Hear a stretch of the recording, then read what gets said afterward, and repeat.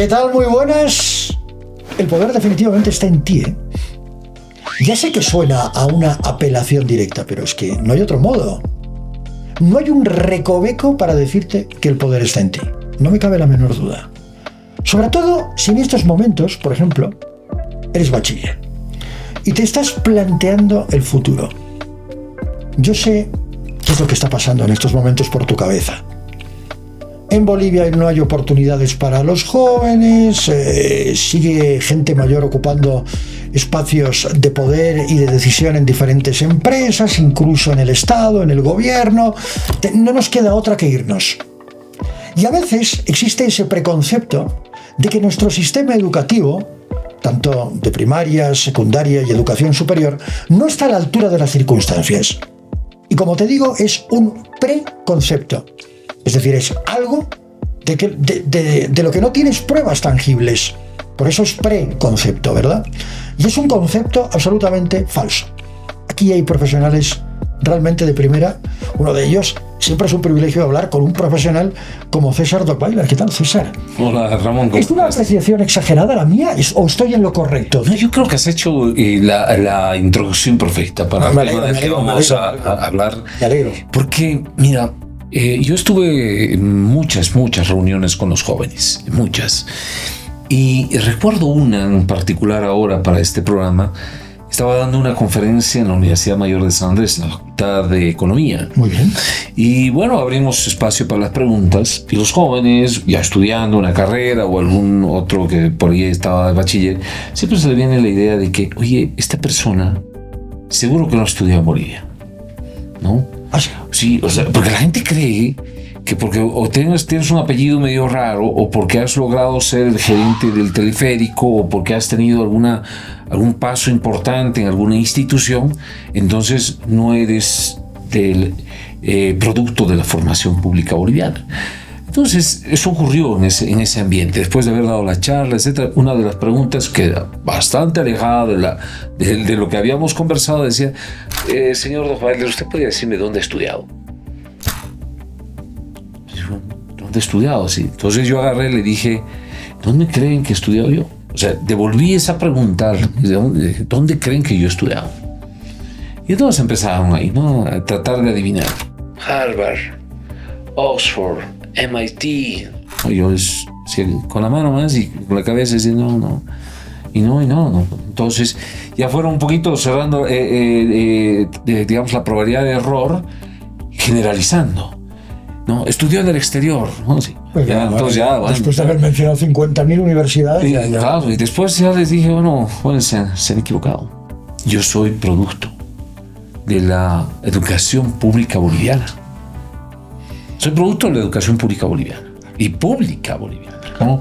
Es decir, colegio básico, intermedio había en ese momento, ¿no? Primaria, intermedio, medio, educación boliviana, colegio militar de aviación, que es por donde he pasado, por sus aulas, educación pública, Universidad Gabriel René Moreno, pública, ¿no? Pública, Santa Cruz, la Escuela Militar de Ingeniería, donde yo hice mi maestría, también pública en realidad, porque era oficial de la Fuerza Aérea y teníamos ciertas ventajas, ¿no? De acceder a la maestría. Hice cursos de escuadrón, de Estado Mayor, de comando conjunto, en las escuelas de las Fuerzas Armadas y de la Fuerza Aérea. Y finalmente ahora ya estamos pues cerrando, no voy a dejar de estudiar, pero cerrando, digamos, ya la parte académica en la Universidad Mayor de San Andrés, calificada, no por mí, sino calificada por instancias internacionales como la mejor universidad de Bolivia, ¿sí? Haciendo mi doctorado. Entonces, yo digo eso, ¿por qué a la gente se le pasa por la cabeza desmerecer lo que tenemos? Ahí está. ¿Sí? Incluso público o privado, ¿no? Dicen, no, es que el privado es mejor. Y en realidad no es la institución, si pública o privada, si en Bolivia o en Estados Unidos o en Londres o en cualquier parte del mundo, ¿cierto? Sino creo yo que lo importante está en uno mismo. Por eso decía, no has hecho una introducción más perfecta que esa. Agradezco. Es un placer. El poder está en ti, sí, el poder está en ti, no importa si las herramientas y los instrumentos que te rodean no sean los mejores. Si tú crees que te iría mucho mejor estudiando en MIT o Harvard, ¿no? Y al final te descubres que en realidad es también una educación, claro, ¿cierto? Es una formación profesional que puede tener mejores docentes, todo lo que tú quieras, pero al final, ¿quién es el que está asimilando ese conocimiento y cómo después lo va a poner en práctica? ¿Sí?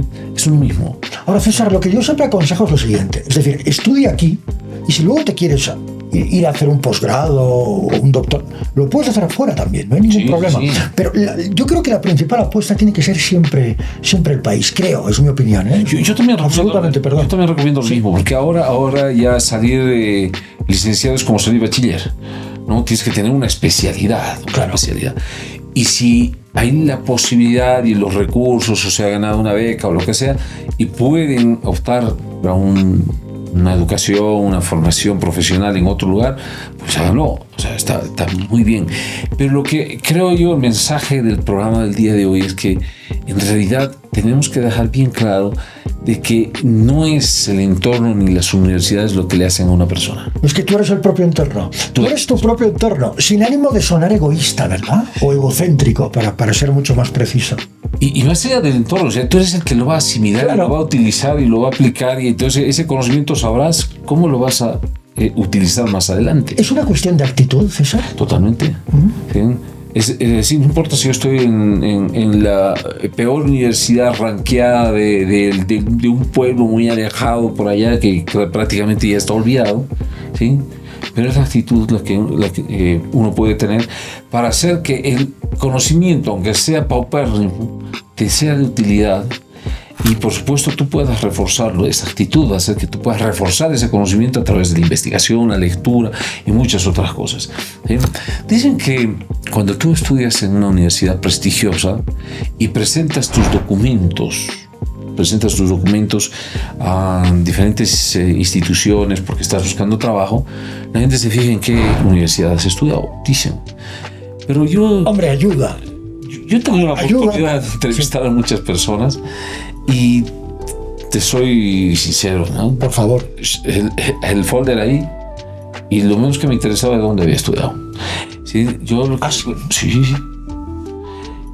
Yo contrataba y hacíamos todas las contrataciones por actitud. En el teleférico, por ejemplo. Te hablo en el teleférico, en una empresa, en un emprendimiento que tengo particular, una serie de cosas donde he tenido la posibilidad de hacer una entrevista. El currículum, sí bien, cumple con el requisito, ¿no? Además, la revisión de los requisitos lo hacía la parte de recursos humanos, hablando del teleférico. De talento, ¿no? De talento humano. Usted lo puso en boga en el teleférico. Usted me lo ha contado un pajarito hace poco. ¿Ah, sí? Sí, era el talento humano. Correcto. Y bueno, al final, tú agarras y te pones a conversar con la persona, le miras a los ojos, ves sus manos, el lenguaje corporal, una serie de cosas, y ya te va diciendo algo. ¿Sí? Y con un par de preguntas, nada más, podías saber si esa persona era adecuada o no para poder ser parte de un equipo, porque no estás contratando a una persona, estás buscando a alguien que se incorpore al equipo para que genere sinergia y esa sinergia produzca mucho más. Le voy a proponer un rápido juego. Quiero que me puntúe del 1 al 10 cada uno de los conceptos a la hora de hacer una contratación, porque estoy seguro de que tú, a lo mejor saliendo de este programa, tienes una entrevista de trabajo. Y lo más preocupante, o lo que más le preocupa a quien postula un puesto en una entrevista de trabajo, es eso. ¿Qué me van a preguntar? ¿Qué tengo que tener? ¿Qué recursos tengo que tener cuando voy a una entrevista de trabajo? Que el departamento de talento humano va a apreciar el talento, que no el recurso. Cuidado, es muy importante esto. Vamos a jugar con César. ¿Está bien? Muy bien. Ideas, del 1 al 10. Yo diría que 9. Persistencia. 7. Disciplina. 9. Valentía. 8. Tenacidad. 8. Resultado. Actitud. Bueno, actitud, que no lo hemos mencionado. 10. Actitud 10. De acuerdo. Actitud sería absolutamente todo. Y lo demás podrían ser sinónimos de la actitud.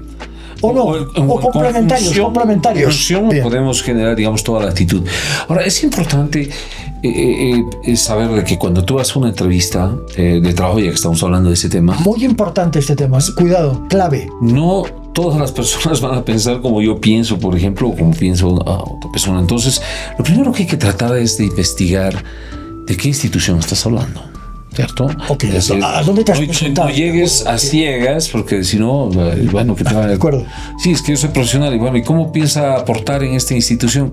¿De qué institución estamos hablando? Digamos, eso es un cero y no te van a recibir que tengas el título de Harvard. Ok, demos un paso adelante. Asumamos que la persona sabe. Es clave que eso sí. Sí, claro, si no sería muy, muy complicado, ¿no? Digamos que asume que sabe a dónde va. Sí, bueno, entonces ahí ya... Puede encontrarse con un burócrata que... Pues, que la probabilidad es muy alta. Muy alta. No, que cuando dices puede, suena por casualidad. No, se va a encontrar con un burócrata. Esa es la idea. Se va a encontrar. Que le va a poner que va a empezar a buscar el pelo en la leche. Porque para eso están. Sí. Pareces cantando. Y normalmente, al que le van a dar el trabajo es el que viene con una cartita de recomendación. No nos engañemos. Y eso principalmente va a ocurrir en las instituciones públicas. Correcto. ¿Sí? Que es muy lamentable lo que está ocurriendo en las instituciones públicas. Incluso cuando eligen a las MAES, a las autoridades que van a conducir una institución, una empresa, ya no los contratan por su conocimiento, por su capacidad, por su experiencia o su actitud, tenacidad, disciplina, no nada de eso. No sirve. Sino es cuántos años tú has hecho campaña o si eres parte de una organización o no eres una parte de una organización. Por eso, gran parte de las instituciones públicas siempre están en el nivel del fracaso. Esta frase es muy fuerte. ¿La podemos repetir? Sí. Es fortísima. Muchas de las instituciones públicas siempre están en el nivel del fracaso. ¿Fracaso? O sea, hay muchas instituciones que están a nivel de quiebra, ¿sí? O no cumplen ni siquiera el propósito para el cual han sido formadas o organizadas. Trabajan solamente por actividades y no por resultados. ¿Sí? Ocurre eso.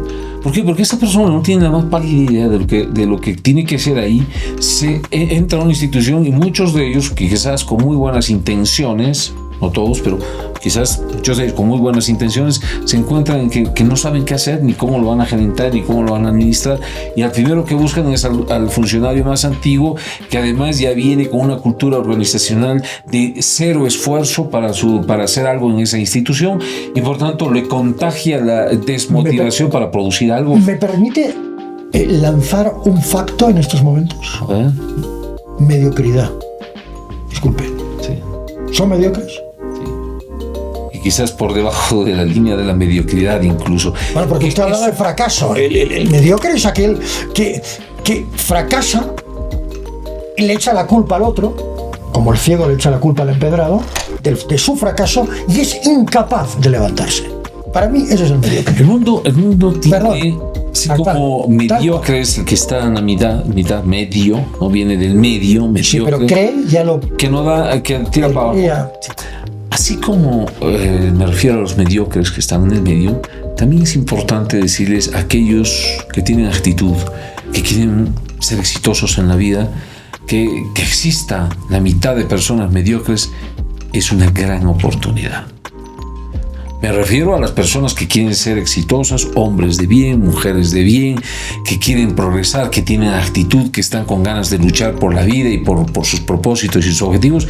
Para ellos, que exista el mundo lleno de mediocres es una gran oportunidad. El problema es que el mediocre como el cobarde se alimentan entre sí, ¿verdad? Un mediocre y otro mediocre hacen un mediocre al cuadrado, ¿no? Sí. O al cubo. Sí. Es decir, es exponencial la cantidad de... Estamos entrando en matemáticas, eso me gusta, del álgebra de Baldor. Sí, el mediocre al cuadrado. No, pero bueno, el ejemplo aritmético es muy bueno. El ejemplo de álgebra es muy bueno porque es verdad, la mediocridad se reproduce. Ya, vamos a la biología, es como una ameba, ¿verdad? Que se reproduce una cosa. terrible, es una cosa expansiva. Por osmosis se va a repartir, porque es un contagio, ¿no? Sí, es expansivo. La mediocridad es expansiva. Pero si hay gente con actitud, es lo que el día de hoy hemos hablado, ¿sí? Sin necesidad de pensar que estudié en el mejor colegio, en el mejor instituto, en la mejor universidad, sino que soy yo el que va a definir qué es lo que voy a lograr en la vida y voy a luchar por eso, y no importa si me he caído y después me he levantado. Tomar en cuenta de que la vida no es plana, que es algo que lo vengo comentando, y ayer justamente lo comentaba con unos jóvenes. La vida no es plana, porque sería totalmente aburrida. La vida es llena de altibajos, ¿sí? Sube, baja. Pero lo importante es que no te ganen las bajadas. Es decir, bajas un poco, subes más. Bajas un poco, subes más. Siempre estás en tendencia ascendente.